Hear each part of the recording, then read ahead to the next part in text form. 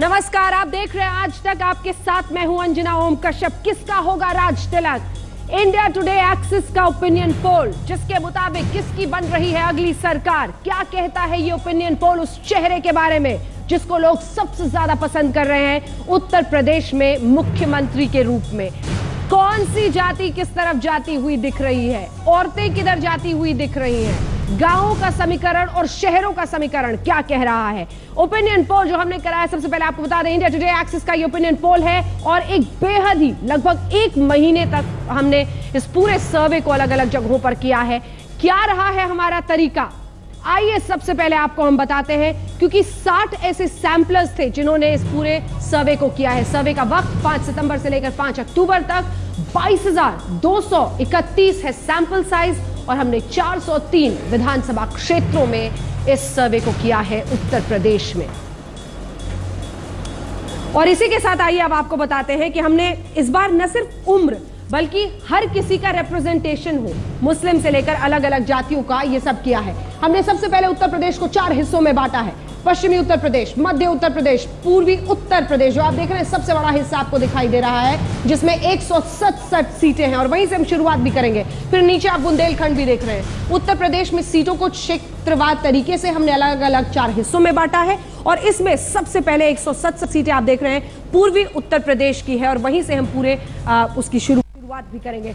60 ऐसे सैंपलर्स थे जो दरअसल अलग अलग तरीके से इन क्षेत्रों में जा रहे थे। एक पूरा महीना सितंबर से लेकर 5 अक्टूबर तक का हमने इसमें लगाया है, और फिर ये सर्वे अब आपके सामने हम लेकर आ रहे हैं। कई खास मेहमान हमारे साथ इस पूरी चर्चा में जुड़ रहे हैं। सबसे पहले आइए आपका परिचय उनसे करा दें जो हमारे साथ इस वक्त जुड़ रहे हैं। सुधांशु त्रिवेदी जी भारतीय जनता पार्टी के नेता हमारे साथ जुड़ गए हैं। हमारे साथ सुधींद्र भदौरिया साहब जुड़ गए हैं बीएसपी से, और इसी के साथ कई और लोग भी हमारे साथ जुड़ रहे हैं यहाँ पर स्टूडियो में। उर्मिलेश जी वरिष्ठ पत्रकार हमारे साथ हैं। हमारे साथ संजय जी जुड़ रहे हैं जो दरअसल सेफोलॉजिस्ट हैं और बहुत लंबे अरसे से आज तक पर आप देख रहे हैं। संजय कुमार जी इन आंकड़ों को बहुत अच्छी तरीके से समझते हैं। शशि शेखर जी खास मेहमान वरिष्ठ पत्रकार हमारे साथ यहाँ पर मौजूद है। चर्चा की शुरुआत करने से पहले आइए क्षेत्रवार तरीके से आपको दिखाते हैं सबसे बड़ा हिस्सा जो उत्तर प्रदेश का हमने बांटा था, उसमें जो हिस्सा रहा है वो आपको दिखाते हैं, और वहां पर वोट शेयर से सीधे शुरुआत करेंगे। आपको ज्यादा देर इंतजार नहीं कराएंगे, और ये देखिए 167 सीटें जो सबसे बड़ा हिस्सा हमने उत्तर प्रदेश का बांटा है, उसमें 33% सीटों के साथ सबसे आगे बीजेपी बढ़ती हुई दिखाई दे रही है। जो अगली पार्टी यहां पर दिख रही है वो है 28% के साथ पूर्वी उत्तर प्रदेश में समाजवादी पार्टी। और ये बहुत दिलचस्प है क्योंकि अलग अलग पार्टियों की हम जो आपको दिखा रहे हैं, ये देखिए समाजवादी पार्टी 22% यहां पर है। ये पूर्वी उत्तर प्रदेश है, याद रखिएगा। पूर्वी उत्तर प्रदेश का मतलब ये हुआ कि इलाहाबाद हो, वाराणसी हो, फैजाबाद हो, गाजीपुर हो, ये कांग्रेस में देखिए आप। कांग्रेस का एक तरह से जो आप कह सकते हैं नीचे जाने का सिलसिला है वो नहीं थम रहा है, और यहां पर अन्य को 12% जाता हुआ। याद रखिएगा ये वोट परसेंटेज हम आपको बता रहे हैं इन तमाम जगहों में जो बड़े बड़े हिस्से हमने काटे।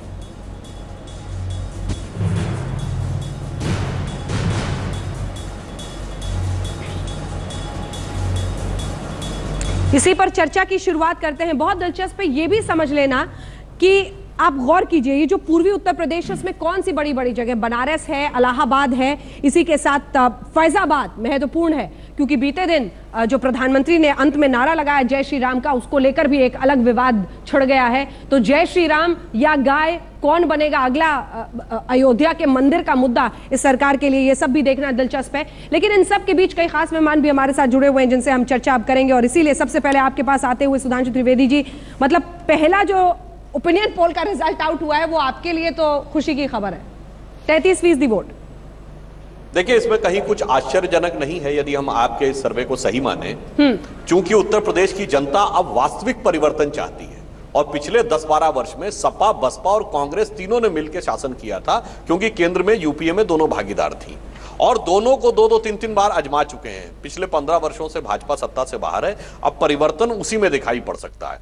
दूसरा मैं ये कहना चाहूंगा कि अभी हमारे प्रत्याशी घोषित नहीं हुए हैं, तो अगर हम ये कहेंगे दूसरी पार्टियों ने तो प्रत्याशी भी घोषित कर दिए, तो उनकी स्थितियां स्पष्ट हैं।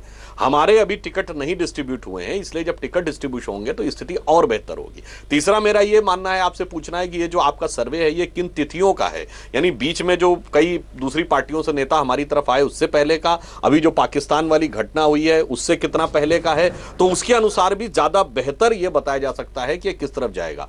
तीसरी बात यह है कि एक स्टैंडर्ड मार्जिन ऑफ एरर जो 1 से 1.5% का माना जाता है, यदि हम उसको माने कि वो हमारे प्रतिपक्ष में जाए तो भी हम अपने विरोधियों से काफी आगे हैं, और यदि हमारे पक्ष में जाता है तो फिर हमें लगता है कि हम काफी बेहतर स्थिति में होंगे। नावेद सिद्दीकी जी भी समाजवादी पार्टी से हमारे साथ जुड़ गए हैं, लेकिन भदौरिया साहब उससे पहले मैं आपके पास आना चाहती हूँ। ठीक है, उम्मीद के मुताबिक नंबर 2 पे है।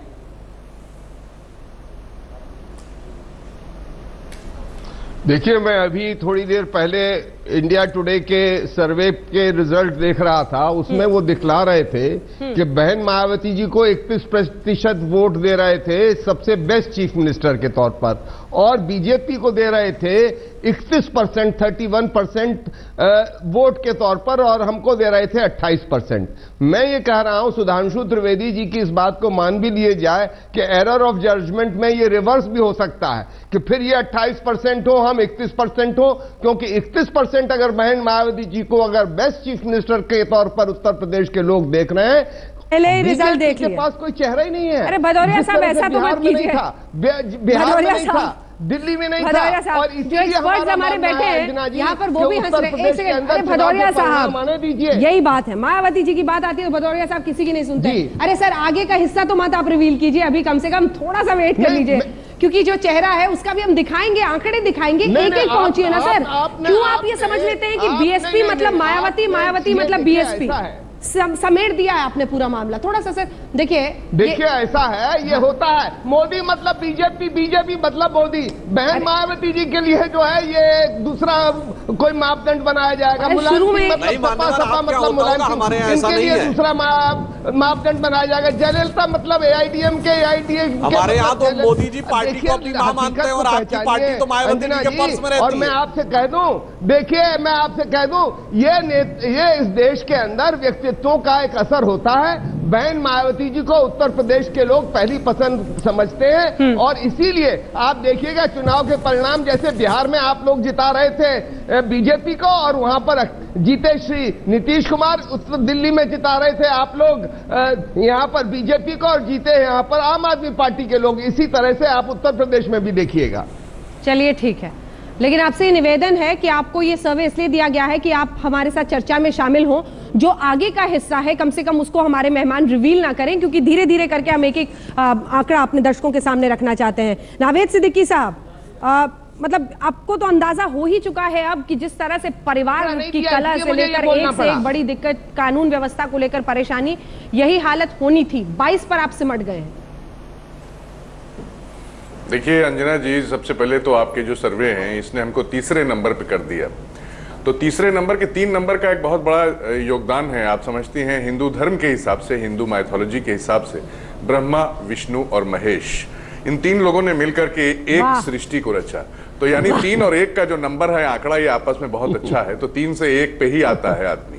तो दूसरी चीज मैं ये कहना चाहूंगा कि देखिए अभी अभी सुधांशु त्रिवेदी जी ने एक बहुत अच्छी बात कही, और इन्होंने आपके नेशनल चैनल पर इस चीज को कबूल किया कि आपका ये सर्वे कब का है, पाकिस्तान की घटना के बाद का या पाकिस्तान की घटना के पहले का।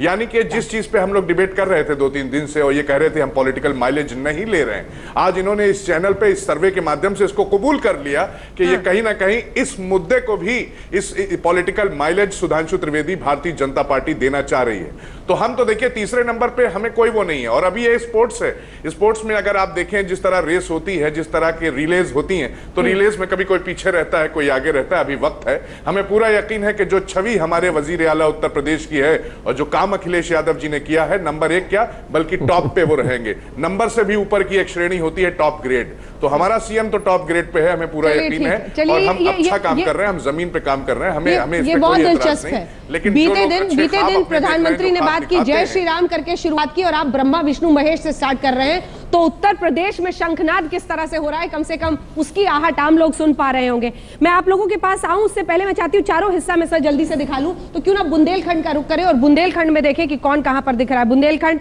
यानी याद रखिए बांदा, चित्रकूट, हमीरपुर, जालौन, झांसी और जालौन के साथ ललितपुर, महोबा, ये तमाम इलाके। बुंदेलखंड में जो 19 सीटें हैं वहां पर आपने देखा बीजेपी का, उसके बाद बीएसपी 34% यानी यहां पर ये आगे हैं, और एसपी 16% और कांग्रेस वही एक तरह से पतन का जो सफर है वो थमता हुआ नहीं दिख रहा है, और 12 को भी यहां पर जाते हुए दिख रहे हैं अन्य को। तो ये बहुत दिलचस्प है, यहां पर बीएसपी के पास एज है। अब आप मायावती जी से अलग हटके अपने वोट शेयर पर भी बात कर सकते हैं, लेकिन उससे पहले सुधींद्र भदौरिया साहब क्यों ना एक एक करके सभी जो हिस्से हैं वो अपने दर्शकों को दिखा देते हैं, क्योंकि उसके बाद चर्चा में हम आगे अच्छी तरीके से बढ़ पाएंगे। तो जो अगला हिस्सा हम आपको अब दिखाने वाले हैं उसका रुख करते हैं, एक एक करके हम तमाम जो 4 हिस्से हमने बांटे हैं वो दिखाते हैं। ये देखिए, अब हम आपको दिखा रहे हैं पश्चिमी उत्तर प्रदेश, ये भी बहुत बड़ा हिस्सा है। देखिए 136 सीटें, और इसमें आप देखिए 31% बीजेपी की तरफ जाती हुई। जो अगला आपको आएगा बीएसपी का, यानी यहां पर भी बीजेपी के पास वोट शेयर के मुताबिक एज दिख रहा है, 27% वोट बीएसपी को जाते हुए पश्चिम, और यहां पे अब 27% एसपी के पास है। और फिर कांग्रेस पार्टी का भी देख लेते हैं, क्योंकि लगभग 5-6 के इर्द गिर्द ही यहां पर और डूबा हुआ हाल है, 4% पर अटके हुए हैं, और जो अन्य को जाता हुआ दिख रहा है वो देख लीजिए 11%। तो पश्चिमी उत्तर प्रदेश में हमने आपको दिखा दिया है। अब ये एक बार अगर आप नजर डाल लें तो बीएसपी और एसपी में हो रहा है टाई, और बीजेपी आगे बढ़ती हुई दिख रही है। अब अगला हिस्सा, चौथा हिस्सा आपको दिखाते हैं। ये जो बड़े हिस्से थे वो हमने आपको दिखा दिए हैं, और अब हम आपको दिखा रहे हैं यहां पर मध्य उत्तर प्रदेश, 81 सीटें लेकिन बेहद अहम, और यहां पर रायबरेली से लेकर हरदोई, कन्नौज, कानपुर सब कुछ है। 26% यहां पर मध्य उत्तर प्रदेश में जाता हुआ बीजेपी को, 28% बीएसपी को, समाजवादी पार्टी देख लीजिए 29, ये कम से कम बीएसपी से यहां पर आगे हैं। और इसी के साथ कांग्रेस पार्टी का एक बार फिर से देख लेते हैं। चलिए 4, 5, 6 के ही रेंज में घूम रहे हैं फिलहाल खाट सम्मेलन करने वाले राहुल गांधी, और अन्य पर 11% लोगों का भरोसा है। तो ये दिख रहा है मध्य उत्तर प्रदेश का हिस्सा, जिसमें यहां पर भी आपको एक हिस्सा दिख रहा है जहां पर एसपी यानी नावेद सिद्दीकी जी के लिए ब्रह्मा विष्णु महेश की थ्योरी देने की जरूरत नहीं पड़ेगी। तो ये हमने आपको चारों हिस्से दिखा दिए हैं, और अब चर्चा की शुरुआत लेते हैं। मैं चाहती हूं कि आप लोग चूंकि तीनों हैं और आप लोग डायरेक्ट भी सवाल कर सकते हैं हमारे साथ, जो राजनीतिक मेहमान यहां पर जुड़े हुए हैं जिनसे हम चर्चा कर रहे हैं। लेकिन ये क्या कहता है, मैं आपसे शुरुआत करना चाहती हूँ, मध्य उत्तर प्रदेश में समाजवादी पार्टी का आगे होना क्या कहता है? इसको आगे हम नहीं कह सकते अंजना जी। अगर आप देखें मध्य उत्तर प्रदेश में तीनों पार्टियां लगभग बराबर हैं। समाजवादी पार्टी को 1% वोट का अंतर है बीएसपी से। आप कुल मिला के देखें, अगर चारों क्षेत्र को आपने दिखाया, बहुत साफ दिखाई पड़ता है। चारों क्षेत्र में 2 पार्टियों के बीच टक्कर दिखाई पड़ता है, और किसी भी पार्टी को बहुत बड़ा एज हो क्योंकि ये तो वोट परसेंटेज है। हाँ, सीट में कैसे ट्रांसलेशन होता है? मैं वोट की ही बात कर रहा हूँ। सिर्फ पूर्वी उत्तर प्रदेश है जहां पे साफ दिखाई पड़ता है बीजेपी को एक बड़ा एज है, 4-5% से आगे है। अन्य क्षेत्रों में आप देखें टक्कर है, कांटे का मुकाबला है, और इस जगह पे इस समय यह कह पाना कि एक पार्टी निश्चित रूप से दूसरे से बहुत आगे है, वो दिखाई नहीं पड़ता। ठीक है, बड़ी तस्वीर आपके लिए जो उभरी है चारों में से, शशि शेखर। देखिए, मुझे जो आपका सर्वे कह रहा है और जो उसके ट्रेंड है, वह शुरुआती हैं, अभी इसमें बहुत से परिवर्तन होंगे, लेकिन बहुत साफ है कि उत्तर प्रदेश त्रिकोणीय मुकाबले की ओर बढ़ गया है। ये मुकाबला त्रिकोणीय होगा।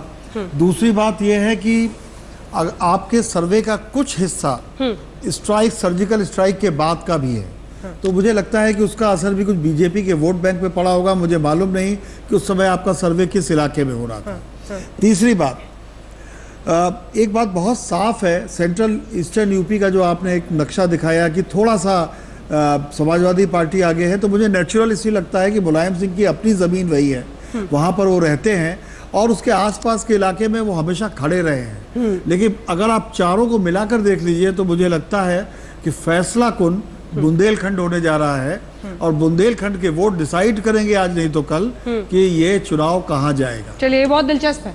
उर्मिलेश, देखिए ब्रॉडली जो आपका सर्वे है, चूंकि वाकई ये बहुत पहले का सर्वे है, चुनाव का जो माहौल है वो बना अभी नहीं है, उसकी बस शुरुआत हो रही है, तो ऐसे में सर्वे प्राथमिक बहुत ही पहले का है। तो अभी जो माहौल है उसके हिसाब से अगर देखा जाए तो आप ये मानकर चल रहे हैं इस सर्वे का जो नतीजा है कि भाई इन तीनों दलों में ही लड़ाई है, दो दल में नहीं है, लेकिन अल्टीमेटली दो दल बड़े दल के रूप में इमर्ज करेंगे, उसमें एसपी होगी या बीएसपी होगी। ये इस सर्वे का एक यक्ष प्रश्न है। बीजेपी नंबर 1 रहेगी। सीटों की बात मैं नहीं कह रहा हूं, वोट परसेंट। मुख्य टक्कर अगर दो पार्टियों में होनी है तो एक पार्टी बीजेपी होगी, ठीक है। ये इस सर्वे का एक नतीजा है। एक बड़ा, लेकिन एसपी और बीएसपी में टक्कर कौन देगा बीजेपी को, कौन लेगा? ये एक अहम प्रश्न है। मेरा जो मानना है संक्षेप में जल्दी कि मैं पूर्वी उत्तर प्रदेश अभी हाल में लौटा हूं। पूर्वी उत्तर प्रदेश का जो आकलन आपके सर्वे से निकलता है, मैं कम से कम उससे सहमत नहीं हूं, इसके बावजूद कि बीजेपी ने अपने पारंपरिक जनाधार में एडिशन किया है, राजभर और कुशवाहा दो समुदायों में। लेकिन मुस्लिम जो वोट है उसका जो हाल है, कंसोलिडेशन साफ साफ इस वक्त एसपी की तरफ नजर आ रहा है। आपको लग रहा है डिवीजन अगर उबलेश जी की बात को सही माने तो फिर आपका सर्वे सही है। सर्वे सही इसलिए है कि मुस्लिम कंसोलिडेशन के साथ एक दूसरा कंसोलिडेशन होता है और उसके साथ राजभर और कुशवाहा जुड़ जाते हैं, इसी के साथ तो बीजेपी किसका होगा राज तिलक में हम मैं स्वागत करना चाहेंगे। मीम अफजल जी कांग्रेस पार्टी की तरफ से हमारे साथ जुड़ गए हैं। मीम अफजल जी, त्रिकोणीय लड़ाई नंबर 2 कौन, बीजेपी आगे दिख रही है वोट शेयर के मुताबिक, लेकिन कांग्रेस का क्या? मतलब आप परिस्थिति देख लीजिए, 4%, 5%, 6, हमने 4 हिस्सों में उत्तर प्रदेश को, और ऐसी परिस्थिति है। मतलब खाट सभा हो कुछ हो, सब लुटिया डूबती हुई दिख रही है।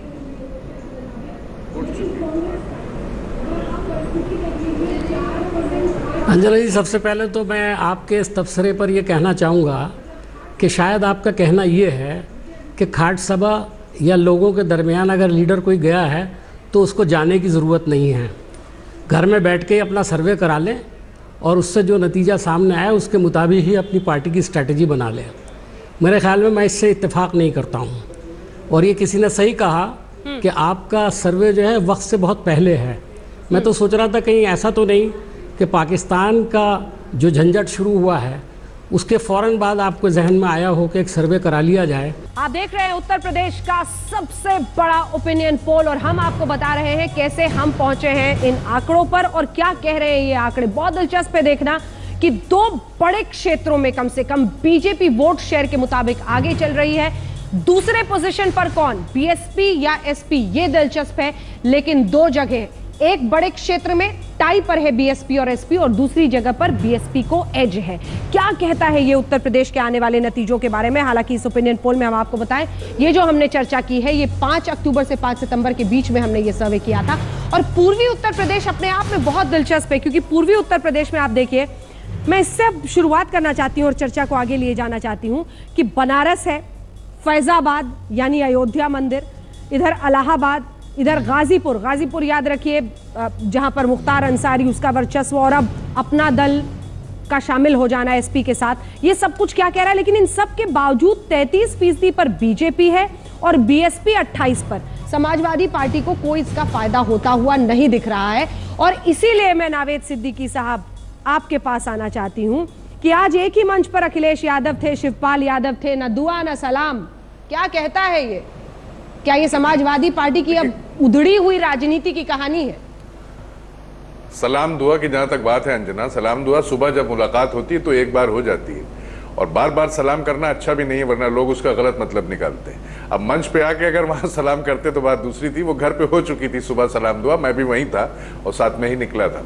तो अब इसको उस नजर से ना देखा जाए। लेकिन आपके सर्वे का अरे सर, ये ढक्कन आप लगाते रहिए, दरार दिख रही है। Please let me speak. मैं ढक्कन आप लगाते रहिए, दरार दिख रही है, उसका खामियाजा एकदम हार्डकोर पॉलिटिकल टर्म्स में बात कीजिए ना। जो संदेश गया है आज का सर्वे, आपका जो सर्वे है लाजवाब है। आज तक का मैं बड़ा सम्मान करता हूं, बड़ी इज्जत करता हूं। और एक चीज मैं ये कहना चाहूंगा कि आप करोड़ों लोग देख रहे हैं, लेकिन आपके सर्वे पे आज भारतीय जनता पार्टी इस सर्वे से एक्सपोज हो चुकी है। सुधांशु त्रिवेदी ने उसको एक्सपोज कर दिया, खुद भी एक्सपोज हो चुके, क्योंकि पाकिस्तान के जो शहीद जो हमारे देश के जवान शहीद हुए हैं उनको उन्होंने पॉलिटिकल सर्वे में लाके ये पूछ लिया कि क्या हमें इसका माइलेज मिल रहा है कि नहीं। इनको इंडिया गेट पर जाकर नाक रगड़ कर भारतीय जनता पार्टी के लोगों को माफी मांगनी चाहिए। इंडिया गेट की जमीन पर नाक रगड़े जाके, शहीदों के सामने। इनको ये करना चाहिए आज की तारीख में। शहीदों का, जवानों का ये पॉलिटिकल सर्वे में फायदा उठा रहे हैं भारतीय जनता पार्टी। शर्म नहीं आती इनको चैनल पे बैठ करके? किसी का परिवार उजड़ रहा है, किसी के परिवार का दर्द। देखिए, नावेद सिद्दीकी जी ने जो बात कही है, इससे बहुत साफ हो गया है कि इनको लग रहा है कि इस पे जो इन्होंने किया इनसे गलती हो गई है। और रही बात शहीदों के मजाक पे, सिद्दीकी साहब पूछना चाहता हूं, शहीद हेमराज का सर कटा था, कितने नेता गए सपा के और कितने गए आजमगढ़ में आतंकवाद के आरोपियों के पास? कितने लोग अफसर के साथ आपकी पार्टी खड़ी, इशरत के साथ आपकी पार्टी खड़ी, याकूब मेनन के साथ आपकी पार्टी खड़ी। और सुन लीजिए, अब संसद आधे घंटे ओपिनियन पोल पर हम चर्चा नहीं कर सकते। सेना के साथ नहीं खड़े। शहीदों की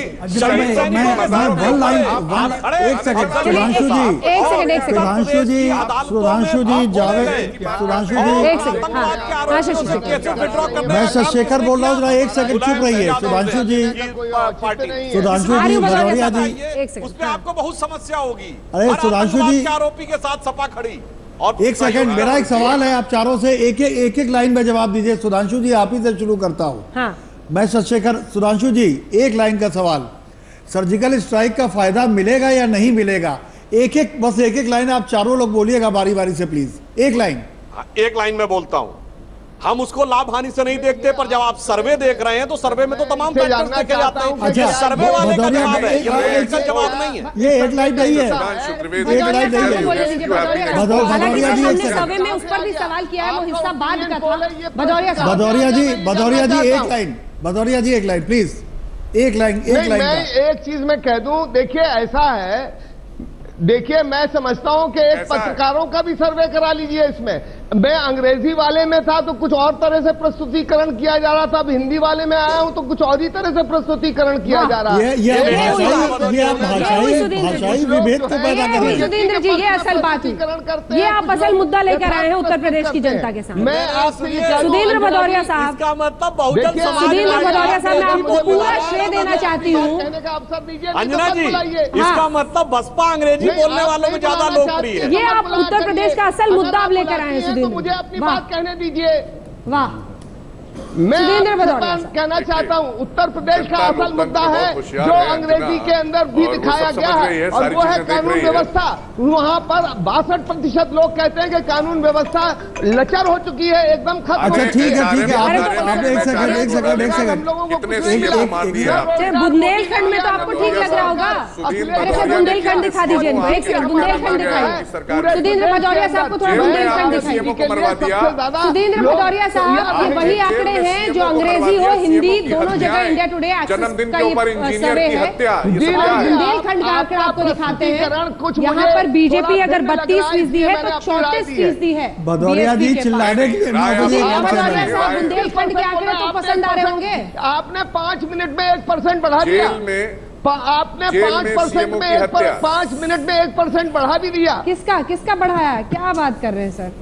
अरे भदौरिया साहब, बंद कीजिए ये। भाई देखिए, ऐसा है 31%, देखिए ऐसा है 28% वोट हमको दिया है, 31% बीजेपी को दिया है, आप कह रहे हैं 32%। नंबर 1, आप देख लीजिएगा अंग्रेजी का जब रिले होगा प्रोग्राम, जो रिकॉर्डेड प्रोग्राम है, तो उसमें आपको पता चल जाए। अपनी अपनी बात करिए। अरे आप इस मुद्दे की बात कीजिए जहां बैठे हैं, कहां आप अंग्रेजी की और उर्दू की बात कर रहे हैं? अरे भाई, उत्तर प्रदेश में आप अंग्रेजी को इतना काहे महत्व दे रहे हैं? बुंदेलखंड के आगे, चूंकि ये कंफ्यूजन क्रिएट किया है भदौरिया साहब ने, हम आपको बुंदेलखंड के आंकड़े दिखा रहे हैं, और यही वो अंतिम आंकड़े हैं। मैं कह रही हूं, अंतिम आंकड़े, सही आंकड़े जो इंडिया टुडे एग्जिट और एक्सिस के इस पोल में आया है, वही आंकड़े इंडिया टुडे इंग्लिश में भी दिखाए जा रहे हैं।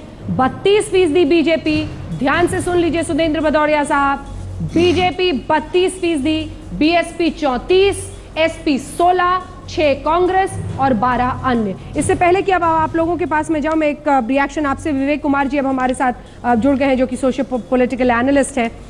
विवेक कुमार जी, मायावती का मतलब एक वक्त था कुछ महीने पहले जब ये एक फोरगॉन कंक्लूजन माना जा रहा था पहले से कि मायावती की अगली सरकार बन रही है उत्तर प्रदेश में, वो खिसकता दिख रहा है। क्या है इसका अर्थ?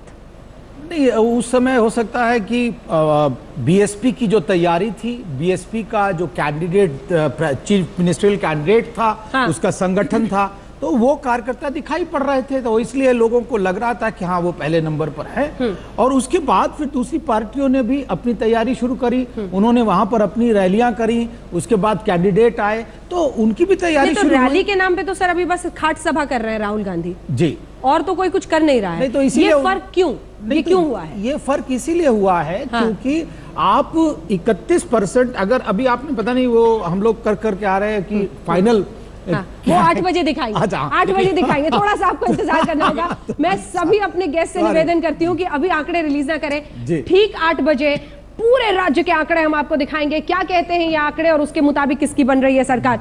उर्मिलेश जी बहुत देर से हाथ उठा रहे हैं। जो विवेक कुमार से आपने सवाल किया, मैं उसमें थोड़ा जोड़ना चाहता हूं उनके जवाब में कि देखिए एक स्वाभाविक सोच था लोगों का कि एसपी सरकार आज है तो एंटी इनकम्बेंसी होगी, फायदा बीएसपी को मिलेगा, बीएसपी सरकार बनाएगी। एक आकलन मोटा मोटा जो उत्तर प्रदेश में घूम नहीं रहा है, दूर से देख रहा है, यही सोचता था। अभी बहुत दूर है चुनाव, तैयारी अभी शुरू होने वाली है, मानना जाना चाहिए क्योंकि दो महीना बहुत इंपॉर्टेंट होते हैं किसी इलेक्शंस के लिए। देखिए मायावती जी जब कभी सरकार बनाई हैं, दो बातें उनके साथ रही हैं। दलित वोटों के साथ सवर्ण समाज का एक हिस्सा जुड़ता रहा है और दूसरा मुस्लिम समाज का भी एक हिस्सा जुड़ता रहा है, तब जाकर मायावती जी सरकार बनाती रही हैं। ठीक है। मेरा यह मानना है कि इस बार मायावती जी के सामने अभी भी एक बड़ी चुनौती है कि क्या अपर कास्ट कंसोलिडेशन जिस तरह बीजेपी के पक्ष में इस बार दिख रहा है और जिस तरह मुस्लिम जो है इस अपर कास्ट पोलराइजेशन जो बीजेपी के पक्ष में हो रहा है उससे आगाह है, उससे पहले से वो तैयारी में है कि इससे कैसे निपटा जाए। ऐसे में क्या मायावती जी को अपर कास्ट का एक हिस्सा वोट देगा जो एक जमाने में उनको देता रहा है, और क्या मुस्लिम उत्तर प्रदेश में स्प्लिट होगा वोटों के आधार पर, वोटों के स्तर पर? ये एक बड़ा प्रश्न है जिसको कि उत्तर प्रदेश की जनता कुछ दिन में जवाब देगी इसका। नहीं, जैसा आप उर्मिलेश जी भी कह रहे हैं, अभी चुनाव का पूरा माहौल गर्म नहीं हुआ है। अभी आपको सर्वे में जो दिखाई पड़ रहा है वो हर पार्टी के जो कोर सपोर्टर्स हैं वो अपनी प्राथमिकता दिखा रहे हैं, अगर जब चुनाव होंगे तो उसको वोट देंगे। चुनाव के नतीजे तय होंगे इस बात से। ऐसे समूह खासकर जो लोअर ओबीसी, जिनकी नॉन यादव ओबीसी, जिनकी बड़ी तादाद है, 35% के तकरीबन है, उनका शिफ्ट जिसकी तरफ होगा चुनावी रेस में वो सबसे आगे निकलेंगे। वो बहुत महत्वपूर्ण संजय जी, और निर्णायक होगा। 20% वोट जो है वो फ्लोटिंग वोट है उत्तर प्रदेश के अंदर। बिल्कुल सबसे बड़ा चंक जो उसको टारगेट कर पाएगा, जो उसको टारगेट कर पाएगा वही चुनाव कुछ दिनों में किसका होगा राज तिलक। कम से कम इंडिया टुडे एक्सेस के इस ओपिनियन पोल के मुताबिक इसी पर हम चर्चा कर रहे हैं। सभी खास मेहमान लगातार हमारे साथ बने हुए हैं जिनसे हम चर्चा कर रहे हैं। नावेद सिद्दीकी साहब, मैं आपके पास आना चाहती हूँ। दरअसल एक तरह से मतलब कई मायनों में शायद ये समाजवादी पार्टी के लिए एक राहत बड़ी खबर मुझे लगती है कि एक ऐसा वक्त था जब एंटी इनकम्बेंसी से लेकर तमाम वजहों से कहा जा रहा था कि एसपी पूरी तरह से तबाह होती हुई दिख सकती है, लेकिन ऐसा नहीं दिख रहा है। मतलब एक कम से कम नंबर 2 की लड़ाई में आप हैं। नहीं, देखिए अंजना जी, अभी हाल ही में एक पिक्चर आई थी 3 इडियट्स, उसमें आपने देखा होगा कि जो प्रिंसिपल था वो एक ही चीज कहता था कि 2 is nothing, number 2 means finished, जो भी है नंबर 1। तो हम तो नंबर 2 नंबर 3 अपने आप को देखते भी नहीं है, अपने आप को समझते भी नहीं है। अब आप हमें नंबर 2 बता रही हैं, ये मुझे अच्छा नहीं लग रहा है, इसलिए क्योंकि हम तो अपने मालूम है हमें क्या नंबर है। क्यों है आप नंबर 1? चलिए ठीक है, एक सेकंड, आप नंबर 1 अपने आप को कह रहे हैं, 2 वजह बताइए मुझे जी। A, B, क्यों नंबर 1 है समाजवादी पार्टी? नंबर 1 इसलिए है क्योंकि डेवलपमेंट, पहली चीज डेवलपमेंट, दूसरी चीज 5 साल के वादों को 4 साल में पूरा करने वाला हिंदुस्तान में बहुत प्रदेश हैं, लेकिन हिंदुस्तान के सारे प्रदेशों में वाहिद फकत एक ऐसा मुख्यमंत्री अखिलेश यादव जी हैं जिन्होंने ये काम किया है, और अखिलेश जी के अलावा किसी ने नहीं किया कभी भी। तो आज उनका चेहरा, अभी आप अपने सर्वे में भी दिखाएंगी कि उनके चेहरे के ऊपर लोग कितना फेथ है, कितना भरोसा है। ये डेवलपमेंट नाम की ये बहुत ये अखिलेश यादव ने किया। जब मुलायम सिंह जी मुख्यमंत्री थे तब उन्होंने भी नहीं किया, फंस गए। नहीं, आप देखिए, ऐसा है, डेवलपमेंट की बात एट प्रेजेंट की बात कर रहे हैं हम लोग। पहले हुआ, लेकिन अभी अखिलेश यादव जी ने लगातार मेजॉरिटी में सरकार बनी समाजवादी पार्टी की, पहली बार बनी है समाजवादी, जो मैंडेट मिला अखिलेश यादव जी को, और उस पर अखिलेश यादव जी खरे उतरे। और आज भी उनका एक कहना है अंजना जी, वो यही कहते हैं कि अभी अगर 2 महीना भी बचा हो, 3 महीना भी बचा हो, हमें डिलीवर करना है। हम चुनाव की बात अभी नहीं करेंगे, we have to deliver because break पर मुझे जाना है, लेकिन उससे पहले मैं सुधांशु जी आपसे कमेंट लूं, लेकिन एक कमेंट आपको देकर मैं जाना चाहती हूं नावेद सिद्दीकी साहब। न जाने डेवलपमेंट वाली आपकी चिड़िया मुजफ्फरनगर, मेरठ, इन तमाम जगहों पर जिस तरह की परिस्थितियां उभरी उस वक्त कहां हो गई थी। लगता है आप लोग रूरल इलाकों में जाते ही नहीं है। आपको लगता है कि बनारस, लखनऊ, नोएडा में बड़े बड़े इलेक्ट्रॉनिक स्क्रीन लगाकर अखिलेश यादव के प्रोमोज लगा दिए जाएं और अखिलेश यादव मुस्कुराते हुए दिखें, तो डेवलपमेंट नाम की चिड़िया सबके हाथ में पहुंच चुकी है। दरवाजे पे जाके दरवाजा खटखटा के पूछता है आपने बड़ी अच्छी बात इतना अब्स्ट्रैक्ट जवाब मत दिया कीजिए ना फिर कि डेवलपमेंट हो गया है। इससे अब्स्ट्रैक्ट तो कोई जवाब ही नहीं हो सकता।